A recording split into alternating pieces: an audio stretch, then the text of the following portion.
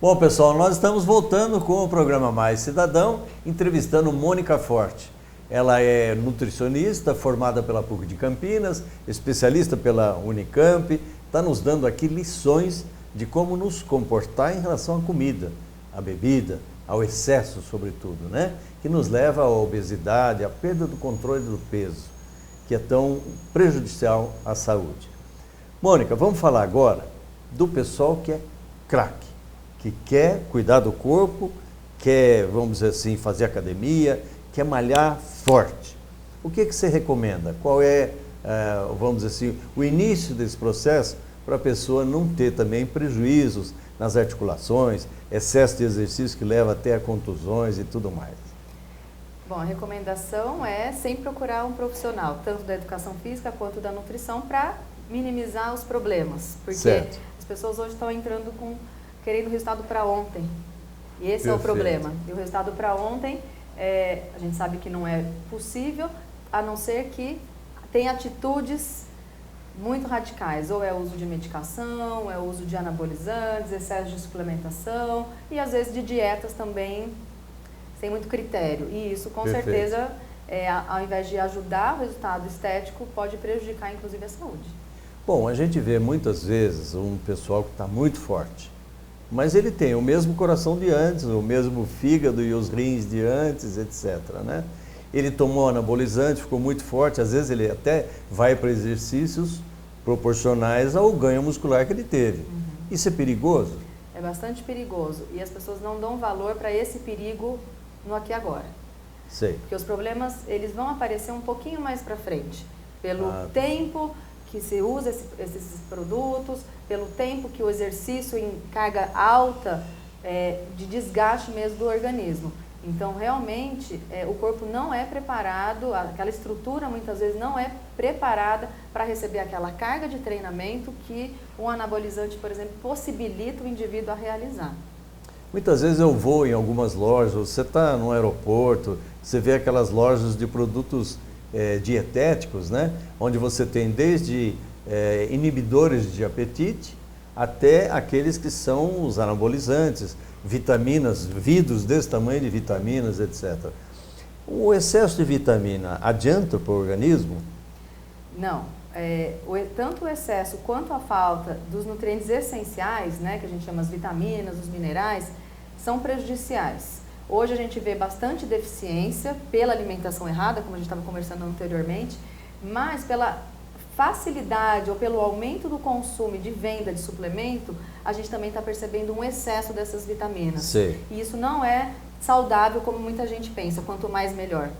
O organismo tem uma saturação, ele tem um nível de absorção máxima e passado aquilo vai ser eliminado ou pior, ele pode gerar uma oxidação que é o pior, mais prejudicial do que se ele mantivesse um nível mais ou menos. Então, a gente vê às vezes os médicos, pediatras, né, orientando os pais a respeito da alimentação. Eles dizem, faça uma alimentação natural, um suco natural, o arroz, o feijão, a comida natural para os seus filhos, etc. E evite esse negócio de entrar muito nos derivados de gordura, essa coisa toda, né? Como é que você vê em relação à alimentação natural e essas vitaminas? O corpo precisa dessas vitaminas quando se tem uma alimentação natural balanceada? Hoje a gente está realmente batendo na tecla do descasque mais e desembale menos. Legal, essa. Vamos repetir para o pessoal? Descasque mais e desembale menos. Então é olhar para o carrinho e ver se ele tem mais embalagens, mais pacotinhos do que o verde, as cores dos legumes. Entendi. Então, com certeza, na hora que a gente vê um prato muito colorido, as vitaminas estão ali de monte. Então, esse tipo de alimentação realmente é para fornecer o suficiente para aquele indivíduo. Porém, de novo, individualmente a gente analisa se tem alguma doença, como é que é o estilo de vida, para ver se tem uma necessidade de alguma suplementação. Tá certo. Bom, em relação aos anabolizantes, eu já fiz entrevistas anteriormente em que médicos colocavam vários problemas colaterais de quem tem ingestão desse tipo, né, de produto. Eu queria saber de você quais são as contraindicações que podem acontecer, não agora, mas talvez no futuro, com essa pessoa que toma esse tipo de produto.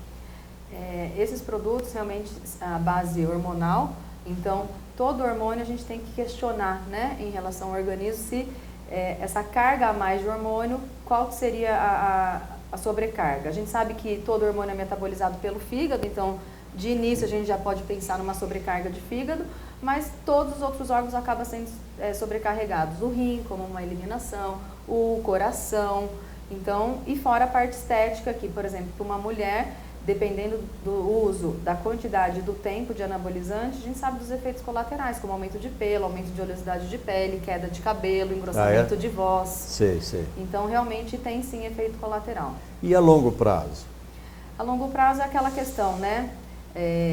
A gente não consegue falar com certeza o que pode acontecer, se vai acontecer com aquela pessoa, mas vai pagar o preço, né? De será que pode acontecer. Mas o câncer é uma coisa que é bem pontuada quando se faz um tratamento hormonal sem necessidade. Existem pesquisas em universidades americanas apontando isso, né? Não tem ainda uma literatura no Brasil que já possa apontar como casos ocorridos, etc., né?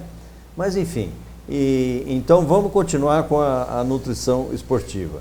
A gente pega o pessoal de academia, que é amador, e ele age como profissional. Ele quer lá malhar, ele quer ficar uma pessoa mais preparada, mais bonito, esteticamente, né? Nós estamos na sociedade da estética, todo mundo quer ficar bonito. Exato. E todo mundo quer ver gente bonita, etc. Talvez por causa da televisão, por causa do cinema, em que os atores muitas vezes têm uma beleza plástica e tudo mais, né?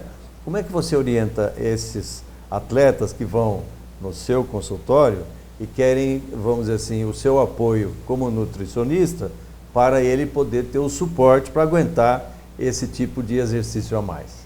Como eu falei anteriormente, essa questão da constância da atividade física. O resultado estético também, ele vai vir com a rotina do exercício. Então não existe milagre, não tem como em 2 meses de treino, por exemplo, eu ter uma resposta estética tão importante. Mas pensando numa questão de absorver isso como rotina, a gente tendo uma boa orientação de treino e uma alimentação disciplinada, a gente consegue sim bons resultados corporais. Perfeito. Tá bom. Bom, você agora vai tratar daqueles que querem fazer a prática esportiva, você já conscientizou, o cara já sabe o que precisa fazer, mas ele está mais obeso, está mais gordinho, vamos dizer assim. Como é que ele deve proceder para começar o processo? E se demorar muito tempo para ele perceber que ele está perdendo peso, para ele não, vamos dizer, desistir, o que você fala para ele? Eu recomendo sempre começar uma atividade física que possivelmente ele veja como algo prazeroso. Certo. Então não fazer uma atividade física que ele não tenha prazer nenhum ou que ele não goste realmente. E às vezes, para ter realmente um resultado mais rápido, porque a gente sabe que a motivação é muito importante no processo, a gente entra assim com algumas dietas um pouco mais pontuais, puxa um pouco mais no começo, mas depois as coisas vão entrando mais num equilíbrio, porque a gente parte do princípio que aquilo vai fazer parte da vida dele. Então é um processo, a gente faz uma periodização dessa dieta. No começo um pouco mais intensa, de uma restrição um pouco maior, e depois a gente vai tendo uma flexibilidade um pouco maior. E assim, com certeza ele vai ter resultado que ele espera. Tá bom. Mônica, quando eu fui secretário de Educação aqui em Campinas, havia um problema com a merenda, estava com dificuldade de fornecimento, tivemos que fazer um esforço muito grande para colocar em equilíbrio lá os contratos e tudo. A SEASA tem uma participação muito forte nisso, em gerar os mecanismos lá de oferta de frutas, de verduras, legumes, arroz, feijão, mais a agricultura familiar também, que provê esses produtos. E a merenda em Campinas, ela tem essa vantagem de ser organizada dentro da escola, com aquele cheirinho de alho, com aquele cheirinho que é o tempero normal da casa da gente, não é? Então ela tem uma orientação de ser mais natural e menos cheia de produtos industrializados. Você acha que as cidades todas deviam agir desta forma? Eu acredito que se todas as cidades tivessem um olhar para a merenda escolar de uma forma assim, como muito importante, tanto quanto a educação, porque você faz educação nutricional também, oferecendo os alimentos corretos. Sim. A gente minimiza muito problema lá na frente, inclusive não só de obesidade, mas de aprendizado, porque o cérebro também da criança em formação também precisa dos nutrientes. Então, esse lado do mais natural, do mais verdura, legume, frutas, é o que realmente uma criança precisa. Perfeito. Bom, eu tenho um netinho que ele pega a comida e ele gosta de pegar com a mão e tal.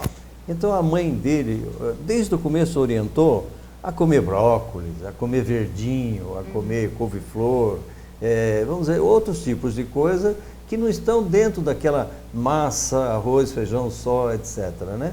E a gente vê que ele gosta, porque ele passou a acostumar com isso. Outros já dizem, eu não quero verdinho de jeito nenhum, né?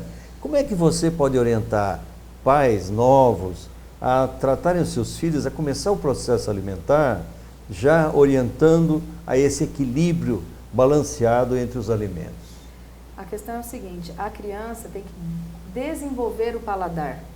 Então ela não nasce sabendo do paladar amargo, do azedo, ela nasce sabendo do paladar doce. Por isso a preferência realmente por alimentos doces, pelo carboidrato. E então a gente tem o papel de estimular a criança a comer, a conhecer pelo menos os outros alimentos. E a criança não vai gostar na primeira vez. A gente recomenda experimentar o mesmo alimento de 10 a 15 vezes. Ah, é? E o que acontece? Ele pode recusar. Pode recusar 10 vezes. E a criança recusou uma vez, o que os pais fazem? Ele não gosta. Ele não e aí gosta. Deixa de oferecer o alimento. Então, diminui muito a chance da criança realmente reconhecer aquele sabor e passar a gostar. Ela não precisa gostar, né? A gente não gosta de tudo. Mas pelo menos ela tem uma oferta muito maior, uma gama muito maior dos alimentos que ela experimentou e gostou. E ter as coisas em casa, né? Porque hoje a gente vê muito que não tem mais nem fruteira, né? Então, as crianças não têm como, mas vai e pega a fruta. Porque senão a criança vai na geladeira, pega aquele suquinho industrializado e toma. Mas esses suquinhos, eu vi outro dia, num deles está lá, componente de suco, 10%. 90% o que é? Açúcar, água, conservante, etc. Aquilo é uma porcaria, não é? Então, se ele chupar uma laranja, se ele puder tomar um suco natural de abacaxi ou outros tipos, né, de frutas, acho que ele tem um rendimento muito melhor. Com certeza. Não é? E até no caso da escola, né, uma criança que se alimenta, muitas vezes, ela tem aquela alimentação durante o dia como a mais forte. Então a merenda escolar tem que ser um negócio caprichado mesmo, para que a criança seja capaz de se desenvolver do ponto de vista intelectual, físico, etc., né? Bom, o que você poderia orientar para nós? Vamos dizer que alguém chegou no seu consultório. Ele chega lá, está meio tímido, vai te conhecer e tal. Quais são os primeiros tipos as primeiras conversas, né, que você pode ter e as orientações que você pode dar para começar o processo? Na minha prática clínica, eu tenho uma atuação de acolhimento. Então, eu acho muito importante acolher a pessoa. Normalmente, a pessoa obesa, ela já teve várias tentativas frustrantes de emagrecimento, ela às vezes chega se sentindo incapaz, né, de ter um resultado, de conseguir ter sucesso naquele processo. Então, o acolhimento, eu acho que é a primeira coisa, entender as necessidades daquela pessoa, entender as dificuldades que ela tem, e não julgá-la, né? Não julgar por que você faz esse tipo de escolha, por que não faz atividade física, e estimular a fazer. Então eu acredito que todo o que envolve a questão emocional no tratamento da obesidade é fundamental. E aí a gente vai chegando na parte técnica e eu consigo ter um acesso muito melhor. Sim. Então a pessoa já está consciente, você já estabeleceu com ela uma relação de paciente e cliente, de modo que ele se sente bem. E na família, a hora que essa pessoa chega e fala assim, eu fui lá, eu tive coragem de ir lá, e vocês que estão acima do peso, vocês vão lá também ou não? Como é que ela passa essa preocupação para os outros? Eu costumo dizer assim, para a pessoa que está sentada à minha frente, que teoricamente ela tem um desejo de mudança, um desejo de emagrecimento, eu falo, o mundo não vai parar para você fazer dieta. Então não espere que as pessoas da sua família, os seus amigos vão fazer dieta para a sua dar certo. Certo. Você pode e deve estimulá-las né, a entrar dentro desse estilo de vida novo que você está buscando. Mas você, dentro dos teus objetivos, tem que seguir firme.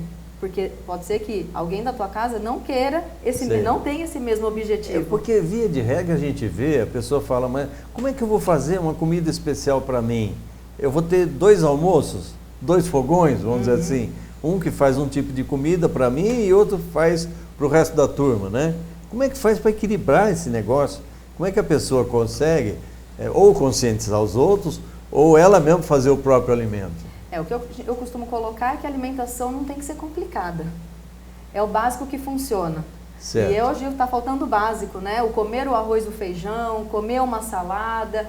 Então, assim, a questão do estímulo e de levar isso para casa é fundamental para que o hábito da família comece a mudar. E certo. Aí aquela pessoa consiga aplicar realmente a alimentação. Mas a gente não precisa fazer nada diferente para que haja 2 preparos, 2 comidas diferentes para o paciente seguir. Tá. Por exemplo, se a pessoa disser, eu faço esse tipo de alimentação, mas eu como 2 pratos, etc. Você pode balancear a própria alimentação dela, diminuindo a quantidade de comida que ela come? Sim, isso já é bastante considerável. Muitas vezes a gente trabalha com quantidade e a qualidade a gente vai dando um jeito, mas a quantidade também, mesmo a quantidade de coisa boa, não é o ideal. Certo, então, trabalhando com quantidade, a gente já tem um bom resultado. Bom, os jovens que estão aí começando a sua vida, sua independência, estão indo para a noite, para a balada, etc. Esses jovens, naturalmente, eles são seduzidos por tipos de alimentação fora de casa que acaba dando um pouco esse excesso de peso e tudo mais. Como é que esses jovens podem se preparar para dar uma equilibrada? Vamos dizer, eu fui para a balada, dei uma exagerada lá, tal. Como é que eu volto depois na minha rotina para dar uma equilibrada e não sair fora de um eixo? É o que eu sempre recomendo, é ter uma rotina, né? Ter uma rotina saudável. Não tem problema nenhum você ir para uma balada, comer um lanche na madrugada. Isso não vai ter impacto em saúde, não vai ter impacto no teu peso, desde que todos os dias da semana que vão seguir vão estar dentro de uma coisa equilibrada, de sono, de exercício, de alimentação. Então, um dia ou outro não tem problema algum. Tá certo. A gente vê no mundo inteiro que a expectativa de vida das pessoas aumentou muito. No caso do Brasil, homens e mulheres na faixa de 75 a 78 anos, em média, já uma previsão de expectativa de vida. Nos outros países ainda é maior. Então, você vai ter, vamos dizer assim, pessoas que estão numa faixa etária, com um tipo de alimentação, e existem aqueles que estão já, vamos dizer assim, numa outra faixa de idade e, vamos dizer, de condição física. Como é que você orienta a alimentação das pessoas que já estão, vamos dizer, com uma certa idade, ou estão na melhor idade, vamos dizer assim, na idade madura, para que elas possam se preparar para ter uma boa qualidade de vida, mesmo tendo já uma idade mais avançada? A nutrição, ela é um dos pilares para a longevidade e para a qualidade de vida. Então, não tem como falar, independente da idade, que a alimentação tem que ser cuidada e tem que ter uma atenção. Tá. Então, independente da idade, todas as recomendações de uma alimentação saudável também se aplica à melhor idade. Certo. Então, a questão do fazer a comidinha em casa, de ter a compra feita em varejão, muito mais do que ligar para pedir a comida. Certo. São recomendações assim, básicas e que funcionam, né? Para essa idade também. Tá certo. Bom, nós estamos chegando ao final deste nosso programa Mais Cidadão. Nós falamos com a Mônica Forte. Vocês viram por que ela é forte? Porque ela é craque, porque ela falou muita coisa que soa bem para os nossos ouvidos. às vezes a gente está exagerando um pouco, o dia da gula está por aí, a gente precisa se cuidar. É claro, com equilíbrio, não precisa exagerar, nem exagerar no comer, nem exagerar num excesso de jejuns e regimes que muitas vezes depois fazem você voltar de novo a uma rotina ruim. Eu queria agradecer você, Mônica, pela sua participação, parabenizar você pelos esforços que tem feito, pelas pessoas, pelos esportistas, pelas pessoas que procuram o seu consultório. E eu tenho certeza que aquilo que você falou aqui para nós é de muita utilidade para os que nos assistiram. Nós vamos para um breve intervalo comercial e daqui a pouco a Silvia Coelho Gourmet vem aí com coisas muito boas para você. Obrigado. Obrigado, Mônica. Obrigada.